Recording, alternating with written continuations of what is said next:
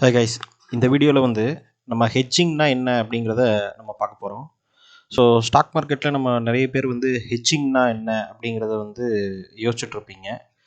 So first of all ஹெட்ஜிங்னா என்ன அப்படிங்கிறது வந்து சிம்பிள் டேர்ம்ஸில் சொல்லணும்னா ரிஸ்க் ரெடியூசிங் ஆக்டிவிட்டி தான் நம்ம சொல்கிறோம். ஒரு ஸ்ட்ராட்டஜி, அதாவது இந்த ஸ்ட்ராட்டஜி வந்து ஸ்பெசிஃபிக்கான ஸ்ட்ராட்டஜி கிடையாது. ஒரு ரிஸ்க் மேனேஜ்மெண்ட்டுக்காக நம்ம வந்து இருக்கிற டூல்ஸ் எல்லாம் வச்சு நம்ம ஒரு விஷயத்த பண்ணுறோம். அதுக்கு பேர் வந்து ஹெட்ஜிங்னு சொல்லுவோம். ஸோ எக்ஸாம்பிளுக்கு ஹெட்ஜிங்னா என்ன அப்படிங்கிறது நீங்கள் பார்த்தீங்கன்னா, நீங்கள் வந்து இப்போ ஒரு ஃபார் ரிலையன்ஸ் அப்படிங்கிற ஒரு ஸ்டாக்கை வந்து நீங்கள் ஒரு 2000 ரூபாய் ப்ரைஸில் வந்து பை பண்ணுறீங்கன்னு வச்சுக்கோங்க. பை பண்ணுறீங்க 2000 ரூபாய் ப்ரைஸில் வந்து பை பண்ணுறீங்க. அந்த ரிலையன்ஸோட ஸ்டாக் வந்து நீங்கள் பை பண்ணதுக்கு ஒரு ஜஸ்ட் ஒரு 1 ஹவர்லையோ ஒரு 2 ஹவர்லையோ இல்லை வந்து ஒரு நாள் 2 நாள்லையோ சடனாக வந்து கீழே வந்தது அப்படின்னா உங்களுக்கு வந்து லாஸ் ஆகும். ஸோ பெரிய லாஸ் ஆகும். அது எவ்வளோ கீழே வருதோ அதை பொறுத்தது. இப்போ வந்து சப்போஸ் நீங்கள் ஒரு 2 நாள் 3 நாள் ஹோல்டு பண்ணுறீங்க அப்படின்னா 2 நாள் 3 நாளையும் வந்து டவுன் சைட்லேயே இருந்துச்சுன்னா உங்களுக்கு வந்து என்ன தோணும்? டவுன் சைட்லேயே இருக்கும்போது உங்களுக்கு வந்து ஒரு ரிஸ்க்கு வந்து ஆல்ரெடி வந்து நீங்கள் சம் அமௌண்ட் வந்து லாஸில் இருக்கும், சரிங்களா? நீங்கள் சேல் பண்ணீங்க டவுன் சைடில் அப்படின்னா உங்களுக்கு வந்து லாஸ் ஆகும். ஸோ இந்த லாஸை வந்து நம்ம வந்து எல்லா சிஸ்டம்லேயும் நம்ம பையிங் அப்படிங்கிறது பண்ணுறோம்னாலே ஆட்டோமேட்டிக்காக அது வந்து கீழே வந்ததுன்னா நமக்கு லாஸ் ஆகும் அப்படிங்கிறது நமக்கு தெரிஞ்ச விஷயம். ஸோ இதை வந்து இதை வந்து ரிஸ்க் மேனேஜ்மெண்ட் பண்ணுறதுக்காக ஒரு கவுண்டர் ஆக்டிவிட்டியாக நம்ம என்ன செய்கிறோம் அப்படின்னா, இப்போ ரிலையன்ஸுங்கிற ஸ்டாக்கை நம்ம வந்து ஒரு 2000 ரூபாய்க்கு நம்ம பை பண்ணுறோம்னு வச்சுக்கோங்க. ஒரு 2000 ரூபாய் அப்படிங்கிற ப்ரைஸில் நம்ம வந்து ஒரு குவான்டிட்டி வந்து நீங்கள் எவ்வளோ குவான்டிட்டி பை பண்ணிங்க அது பிரச்சனை இல்லை. ஆனால் ஹெட்ஜிங்கிறதே வந்து அதிகமான குவான்டிட்டி கொஞ்சம் அதிகமான அமௌண்ட் இன்வெஸ்ட் பண்ணுறவங்களுக்கு மட்டும்தான் யூஸ் ஆகும். ரொம்ப கம்மியான அமௌண்ட் இப்போ நம்மள மாதிரி ரீட்டைல் ட்ரேடர்ஸ் அவங்களுக்குலாம் வந்து பெரிய லெவலில் அது கை கொடுக்காது. ஏன்னா அதோட ஸ்ட்ராட்டஜி வந்து நிறைய நீங்கள் யூஸ் பண்ணணும். இருந்தாலும் நான் சிம்பிளாக எப்படி ஒர்க் ஆகுது அப்படிங்கிறத புரிய வைக்கிறதுக்காக நான் சொல்கிறேன். இந்த ரிலையன்ஸுங்கிற ஸ்டாக்கை வந்து 2000 ரூபா ப்ரைஸில் நீங்கள் வந்து ஒரு சம் குவான்டிட்டி வந்து வாங்குறாங்க அப்படின்னா அதை வந்து எப்படி ஹெட்ஜிங் பண்ணி ரிஸ்க் மேனேஜ்மெண்ட் பண்ணுறது அப்படின்னா, இது வந்து டவுன் சைடில் போச்சுன்னா நீங்கள் பை பண்ணும்போது டவுன் சைடில் மார்க்கெட் மூவ் ஆச்சு அப்படின்னா உங்களுக்கு வந்து லாஸ் ஆகும் இல்லையா? அப் சைடில் போனால் அதை பற்றி பிரச்சனையே கிடையாது, அது ப்ராஃபிட் தான். அது எவ்வளோ போனாலும் அதை பற்றி நமக்கு கவலை இல்லை. ஸோ டவுன் சைடோட ரிஸ்க் ப்ரொடெக்ஷன் பண்ணுறதுக்கு என்ன பண்ணுவாங்கன்னா, இதே சேம் ரிலையன்ஸ் அப்படிங்கிற கம்பெனியோட அந்த கரண்ட் கான்ட்ராக்ட் மந்த்லி கான்ட்ராக்ட் இருக்கு இல்லைங்களா? ஆப்ஷன்ஸ் மார்க்கெட் எதுக்கு கீழே வரும்னா டெரிவேட்டிவ்ஸ் கீழே வரும்.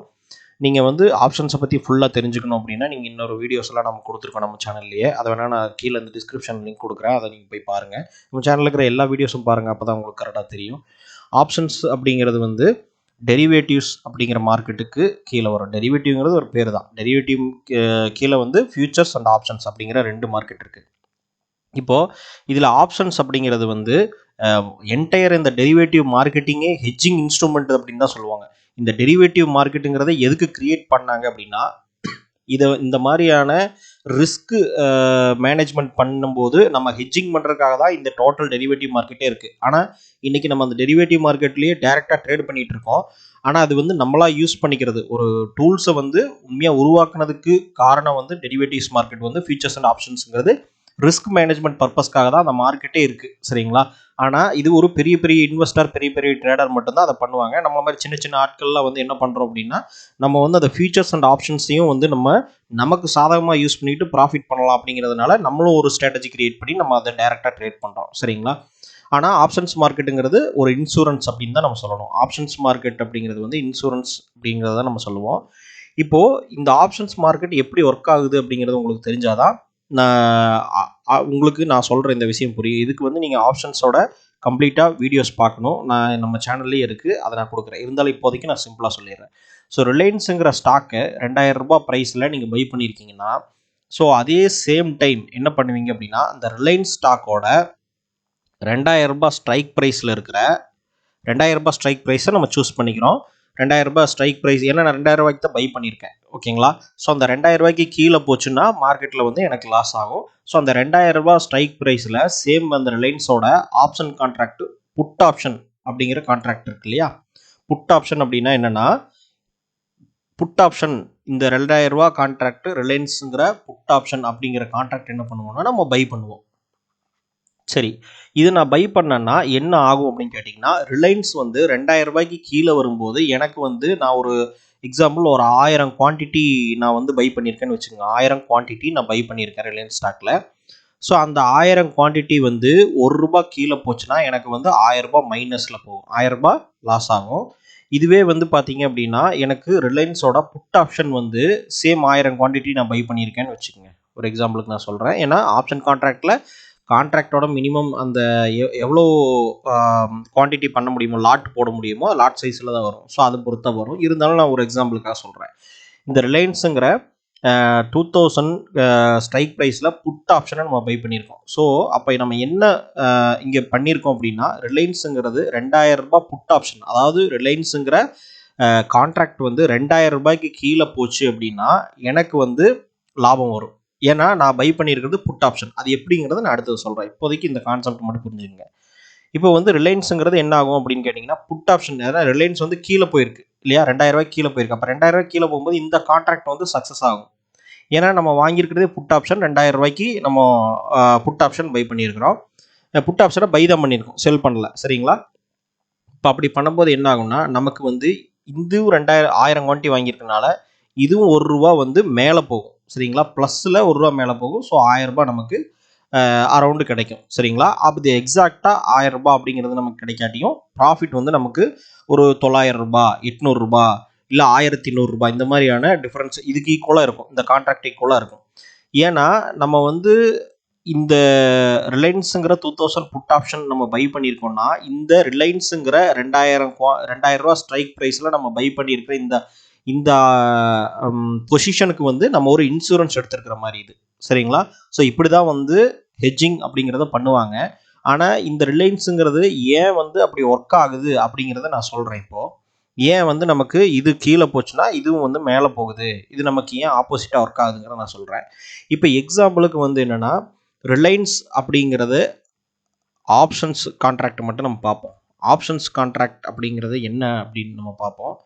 ஆப்ஷன்ஸ் மார்க்கெட்டே என்ன பண்ணோம் அப்படின்னா, நமக்கு வந்து ஒரு இன்சூரன்ஸ் மார்க்கெட்டை, சிம்பிளாக இன்சூரன்ஸை புரிஞ்சுக்கிட்டிங்கன்னா நீங்கள் ஆப்ஷன்ஸ் புரிஞ்சுக்கலாம். இதை பற்றி நான் டீட்டெயில் வீடியோ நான் போட்டிருக்கேன். இருந்தாலும் சரி, இதில் ஒரு சின்ன எக்ஸ்ப்ளனேஷன் கொடுக்குறேன்.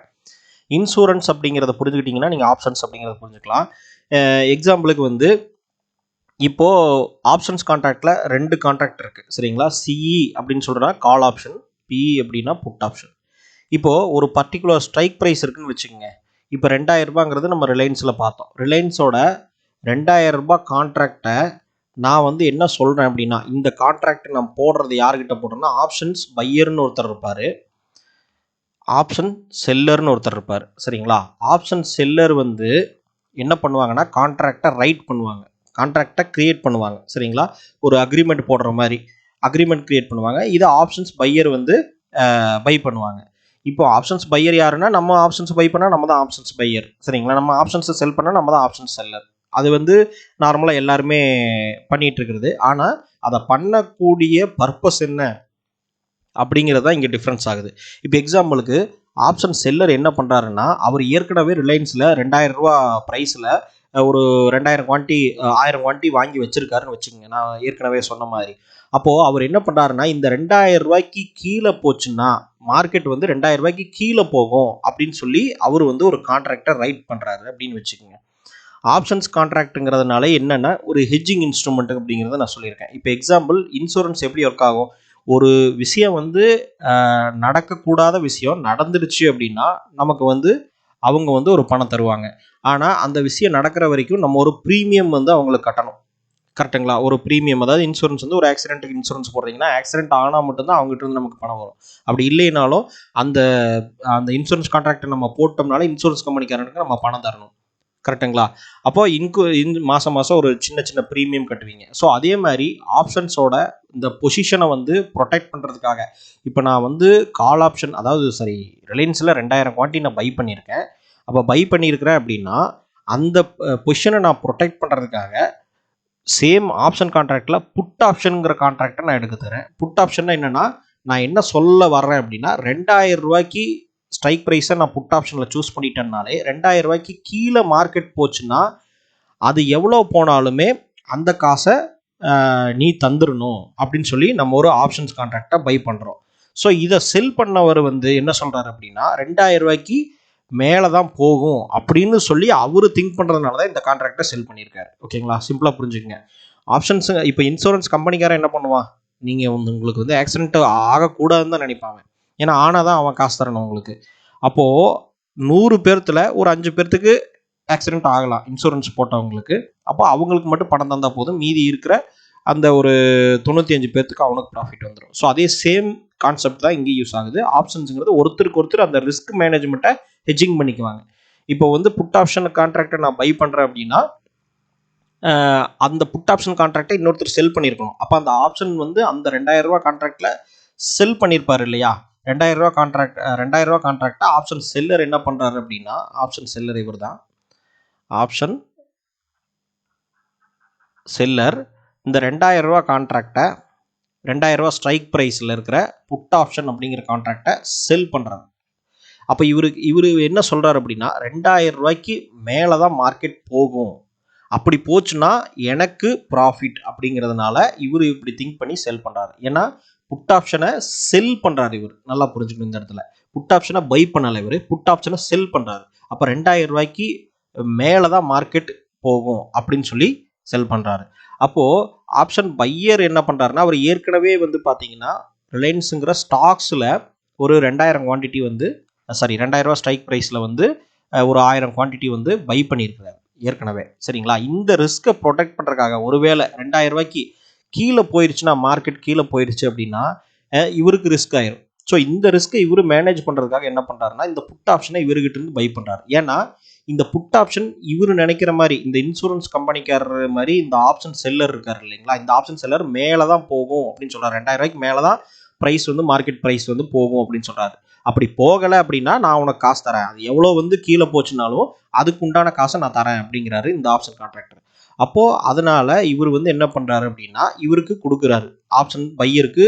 ஆப்ஷன் பையர் என்ன பண்ணுறாரு, அவருக்கு ஏற்கனவே 2000 குவான்டிட்டி ரிலையன்ஸ் ஸ்டாக்கில் டைரக்ட் கேஷ் பொசிஷனில் அவர் வந்து பை பண்ணியிருக்காரு. அப்போ அவர் என்ன பண்ணுறாரு அப்படின்னா, அந்த ஆப்ஷனை வந்து அந்த புட் ஆப்ஷன் கான்ட்ராக்டை வந்து ஆப்ஷன் செல்லர்கிட்ட இருந்து இவர் வந்து பை பண்ணுறாரு.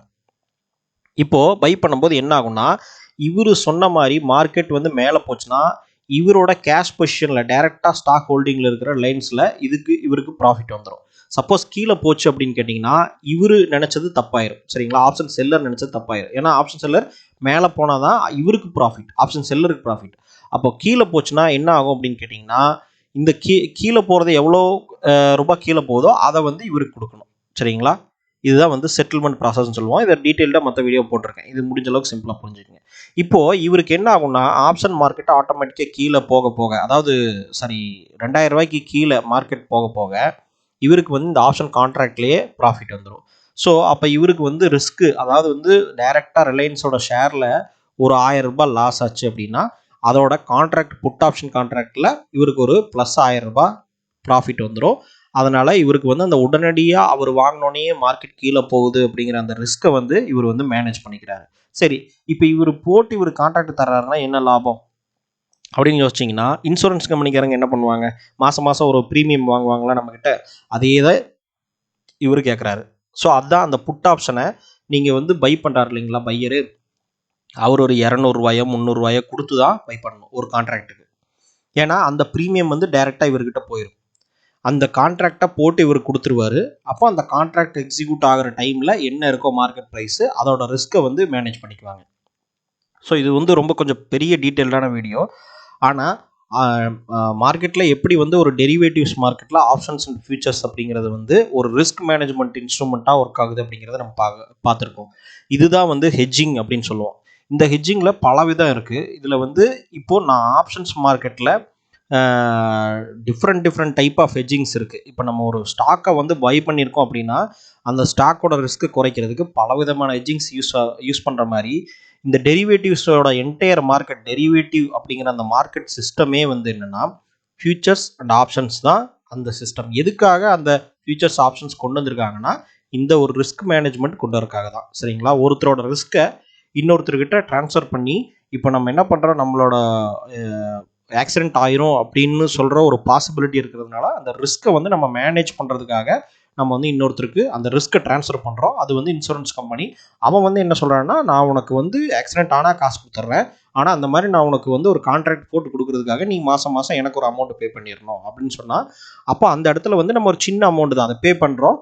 ஆனால் சப்போஸ் ஆக்சிடென்ட் ஆயிடுச்சுன்னா ஃபுல் அமௌண்ட் நமக்கு வந்துடும். அப்படி வரும்போது நமக்கு வந்து லாபம். ஆனால் வராமையே கூட போகலாம். ஏன்னா நம்ம யாரும் ஆக்சிடென்ட் ஆகும்னு நம்ம நினைக்க மாட்டோம். அதே மாதிரி ஒரு ஸ்டாக்கை பை பண்ணோம்னா அது மேலே போகணுன்னு தான் நினைப்போம். கீழே போகிற டவுன் சைடு ப்ரொடெக்ஷனுக்காகத்தான் நம்ம வந்து ஹெட்ஜிங் பண்ணுறோம். அதே மாதிரி மேலே போகணுன்னு தான் நினைப்போம். அப்போ மோஸ்ட் ஆஃப் த டைம் என்ன ஆகும்னா, ஆப்ஷன் செல்லர் வந்து அவருக்கு வந்து ஆப்ஷன் செல்லிங் பண்ணுறவங்களுக்கு என்ன லாபம் அப்படின்னா, அவர் வந்து இந்த மாதிரியான நிறைய கான்ட்ராக்டை செல் பண்ணும்போது அவருக்கு அந்த இனிஷியலாக கிடைக்கிற அந்த ப்ரீமியம் இருக்குது பார்த்தீங்களா, அந்த ₹200 ₹300 ₹400 அப்படிங்கிற அந்த கான்ட்ராக்டோட அந்த ப்ரீமியம் வந்து தான் அவருக்கு வந்து லாபம். அது வந்து உடனடியாக நம்ம கட்டுறோம். அந்த கட்டி வாங்குறதுனால சப்போஸ் வந்து அந்த ஆப்ஷன் செல்லர் வந்து லாஸ் ஆகிட்டாரு அப்படின்னா எவ்வளோ லாஸ் ஆவார்னு சொல்ல முடியாது. ஆனால் அவர் ஜெயிக்கிறதுக்கு உண்டான பாசிபிலிட்டிஸ் எப்போவுமே அதிகம். அதனால தான் ஆப்ஷன் செல்லர் வந்து அவருக்கு ஒரு அட்வான்டேஜ் இருக்குது. இதை நீங்கள் புரிஞ்சுக்கணும் அப்படின்னா நம்ம சேனல்லே நம்ம ஒரு டீட்டெயில்டான வீடியோவும் கொடுத்துருக்கோம் ஆப்ஷனை பற்றி, அதை புரிஞ்சுக்கங்க. இதுதான் வந்து சிம்பிளாக வந்து ஹெட்ஜிங் அப்படின்னு நீங்கள் புரிஞ்சுக்க வேண்டியது என்னென்னா, ஒரு ரிஸ்க் மேனேஜ்மெண்ட்டுக்காக ஏற்கனவே ஸ்டாக் மார்க்கெட்டில் இருக்கிற இந்த டெரிவேட்டிவ் செக்ஷனில் இருக்கிற டூல்ஸ் எல்லாம் யூஸ் பண்ணி நம்ம ஒரு ஒரு ஒரு பொசிஷனுக்கு ஆப்போசிட்டாக இன்னொரு கவுண்டர் பொசிஷன் எடுத்து வைக்கிறதுக்கு பேர் தான் நமக்கு வந்து ஹெட்ஜிங் அப்படின்னு நம்ம சொல்கிறோம். சரிங்களா? இது வேணால் நம்ம வேறு ஏதாவது டீட்டெயில்டாக இன்னொரு வீடியோவில் நம்ம பார்ப்போம்.